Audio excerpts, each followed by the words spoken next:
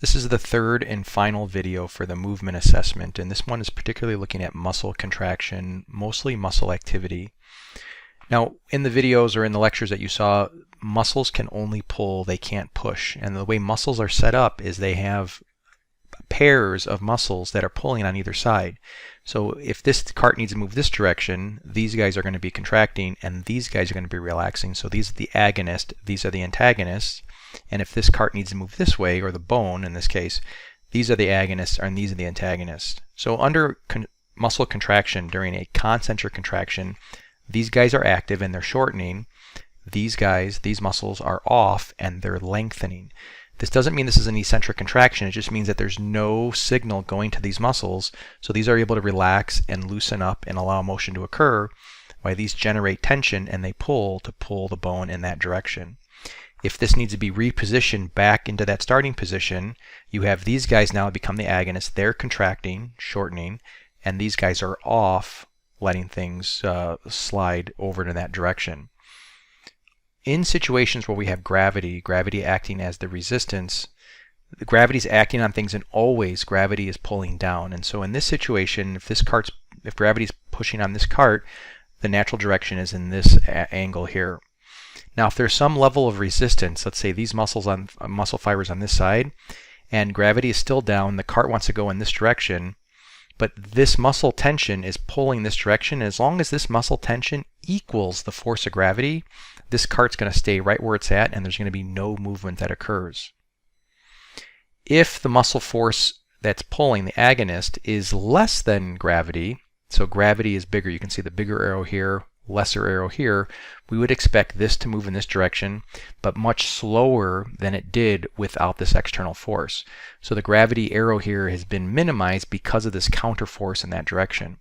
So you want to look at eccentric muscle contractions as putting the brakes on, still allowing movement to occur, but doing it in a much slower, much more controlled environment. So think of eccentric muscle contractions as a controlling aspect. We want to decelerate, slow things down.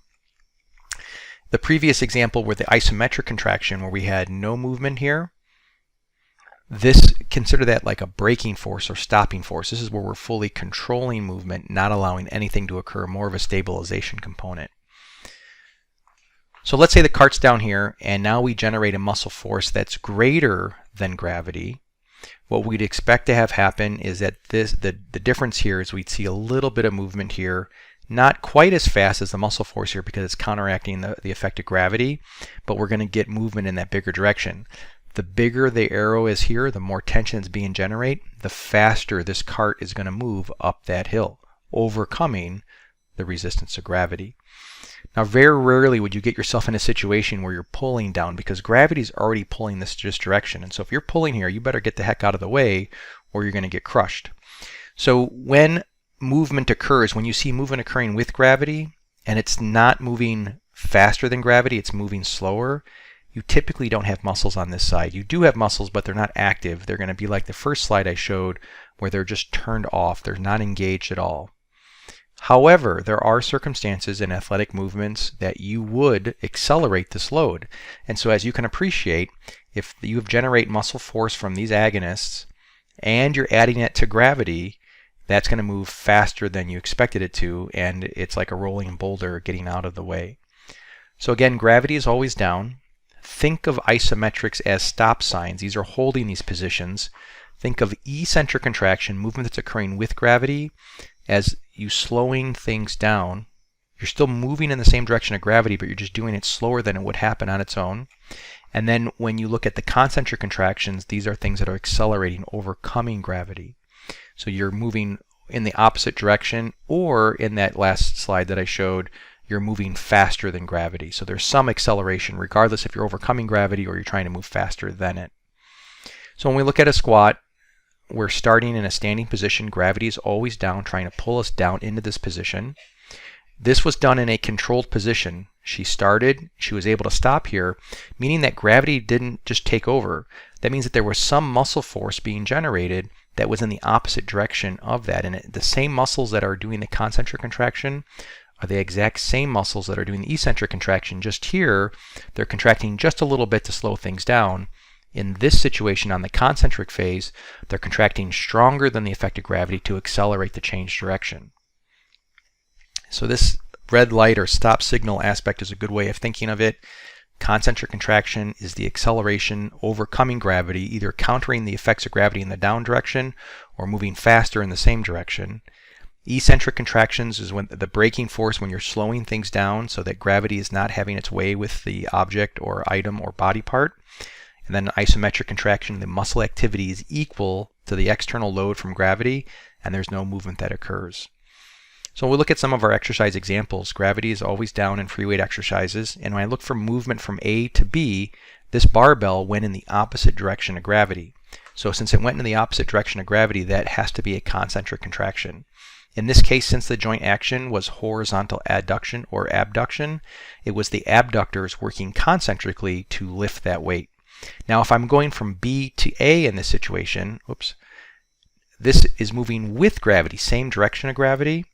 And so it's moving slower because think about the speed of the barbell. If he just held this up here and he just dropped it, think about how fast that barbell would be moving.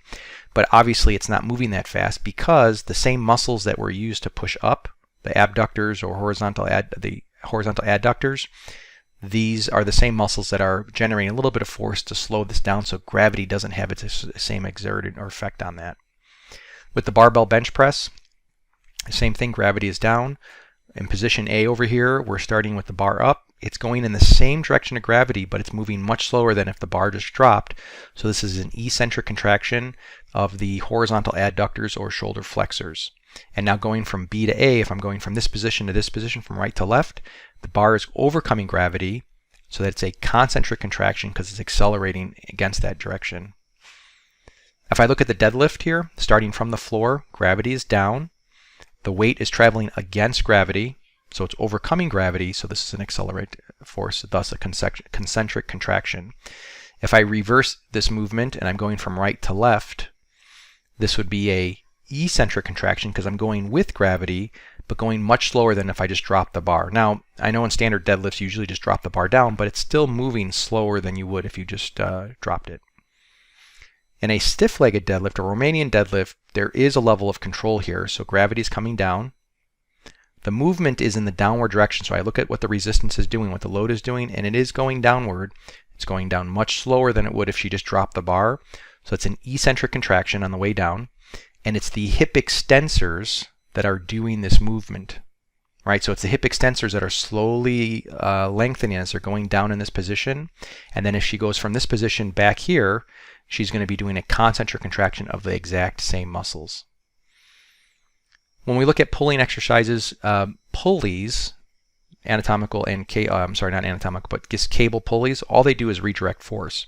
So gravity in this situation is not really acting on the bar here, the implement here. It's acting on the weight stack that's over here. So you have gravity in the downward direction. As he pulls back, that weight stack is going up. That's overcoming gravity. That's a concentric activity. As he lets this weight stack go back this way, the arms go forward, the weight stack's moving down. That would be eccentric activity. The muscles here are the horizontal abductors or the shoulder extensors that are working concentrically on the pulling phase, and their same muscles are working eccentrically on the release phase. This image you can see a little better because you can see the gravity on the way down. You can see that from this position down to this position, you see that the weight stack went from here to there. So this was a concentric phase on the way up. And then as he raises his hand going from this position to this position, that's an eccentric contraction on the way down. Same muscles that are working concentric are the ones working eccentrically. These are the horizontal abductors, or in this case, because he's sagittal plane, shoulder extensors working concentrically. And from here to there, the shoulder extensors working eccentrically. So again, we want to look at our stoplight here. Think of concentric contractions as the gas pedal, eccentric contractions as you gently applying the brake, slowly controlling, and the isometric holds are you're pushing on the brake, and the brake or the force that's generated by the muscle is equal to the external resistance. So it does take some time to get used to and practice, but you do want to get away from always thinking of shortening from the concentric, lengthening, because it's not always the complete picture, because you'll get lengthening with muscles which may not be a contraction like the antagonist muscles, And sometimes you will get acceleration from a shortening position from the antagonist if you're moving faster than gravity. But you can't go wrong if you look at this from the acceleration, from the deceleration, or from the holding aspect.